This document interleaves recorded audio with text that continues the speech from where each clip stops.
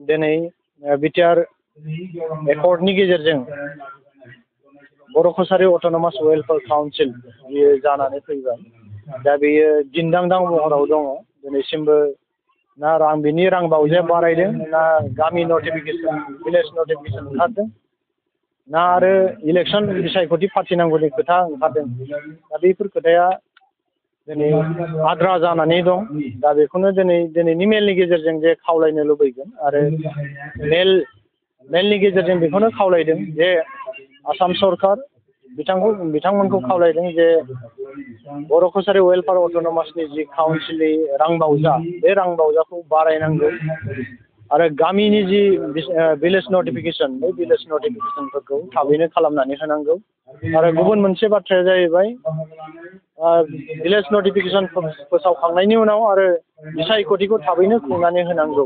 दा बेखौ आसाम सरकार बिथांमोनखौ खावलायदों। आरो बेजों लोगोसेनो नैबे जुदि एमएलए बिसायख'थिनि सिगां बिथांमोना जुदि नैबे खामानिफोरखौ जुदि मावनानै होआब्ला जोङो बिटिआरनि बाहेराव थानाय गासै जोङो दुलाराय बर' फरायसा आफादल' नङा, गासै जोंनि बर'नि माहारियारि आफादफ्रा गोख्रों मोनसे थांखि लानो बाध्य जागोन जे जोङो गुबुन मोनसे सिन्था खालामनो गोनां जागोन बा राजा लामायाव ओंखारनानै जोङो सोमावसारफिननो गोनां जाहैगोन जे नैबे जोंनि बर' वेलफेयार अट'नमास काउन्सिलनि रां बावजा आरो गामि सोसननाय, दानख'नाय आरो बिसायख'थि फाथिनांगौ थाबैनो जुदि नैबे एमएलए बिसायख'थिनि सिगां जुदि आसाम सरकारा खालामनानै होआ, अब्ला जोङो गासै बर'नि माहारियारि आफादफ्रा ज' जानानै जोङो राजा लामायाव ओंखारनानैबाबो जोङो हाबाफारिखौ लानो गोनां बायद' जायो। धेमाजि जिल्लानि सिङाव थानाय गेजेर जनाय दख'रा दुलाराय बर' फरायसा आफादनि 30थि बोसोरसालिया जथुम्मा साननैनि हाबाफारि लानानै मैया डेलिगेट सेसन सेमिनार बे हाबाफारि जानानै थांबाय आरो बिदिनो दिनै गेवलां मेल। बे गेवलां मेलाव गोबां माहारियारि आफादफोरनि जनाय दख'रानि सिङाव थानाय आफाद, गेजेर जनाय दख'रानि सिङाव थानाय आफादफोरा बाहागो लादों आरो गोबां ओनसोलनि फोरोंगिरि बिथांमोना बाहागो लादों। दा बेयाव मेलनि गेजेरजों बेखौनो खावलायगोन दिनै बिटिआर एकर्डनि गेजेरजों बर' कसारि अट'नमास वेलफेयार काउन्सिल बियो जानानै फैबाय। दा बेयो दिन्दांदां महराव दङ। दिनैसिमबो ना बिनि रां बावजाया बारायदों, ना गामि नटिफिकेसन भिलेज नटिफिकेसन ओंखारदों, ना आरो इलेक्सन बिसायख'थि फाथिनांगौनि खोथा ओंखारदों। दा बेफोर खोथाया दिनै आद्रा जानानै दं। दा बेखौनो दिनैनि मेलनि गेजेरजों जे खावलायनो लुबैगोन आरो मेलनि गेजेरजों बेखौनो खावलायदों जे आसाम सरकार बिथांमोनखौ खावलायदों जे बर' कसारि वेलफेयार अट'नमासनि जि काउन्सिलनि रां बावजा, बे रां बावजाखौ बारायनांगौ आरो गामिनि जि भिलेज नटिफिकेसन, बे भिलेज नटिफिकेसनफोरखौ थाबैनो खालामनानै होनांगौ। आरो गुबुन मोनसे बाथ्राया जाहैबाय भिलेज नटिफिकेसन फोसावखांनायनि उनाव आरो बिसायख'थिखौ थाबैनो खुंनानै होनांगौ।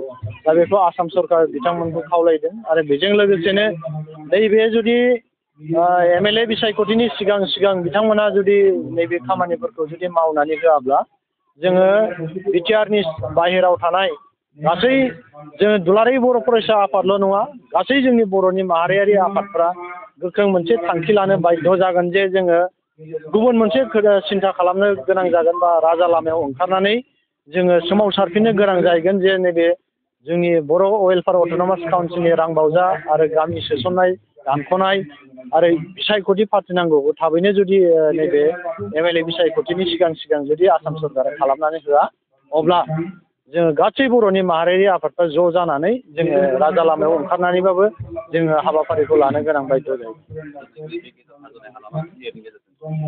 नंगौ, दिनै नैबे गेजेर जनाय दख'राया धेमाजि जिल्लानि सिङाव नङाबा आसामनि सिङावनो बुंनांगोन, आसामनि गेजेराव माने बांसिन दैजों लोमहाबनानै थानाय ओनसोल होनोबा नैबे गेजेर जनाय दख'रा। दिनै एबसु अफिसा हान्थुसिम गाहाम दै लोमनानै थायो। दै जानाय समाव, दैज्लां समाव हान्थुसिम गाहाम दै जायो। ओंखाम संजानो हाया, माइरं बायदिसिना सिलाङो, बिसिनाफोर सिलांजोबो आरो मोनफ्रोमबो लामाया दैबाना जानाय लोगो लोगो गुगालाङो, दालांफ्रा खुरखालाङो, लामाफ्रा गाज्रि जालाङो। जोंनि फरायसालियाव थांनाय फरायसा फंबाय बिनानावमोनहा फरायसालियाव थांनो हाया जायो।